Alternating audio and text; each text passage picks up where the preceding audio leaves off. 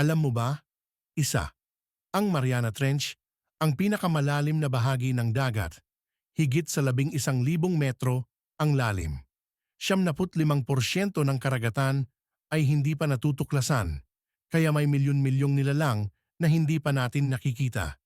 Dalawa, may mga barko na biglang nawawala sa karagatan nang walang bakas.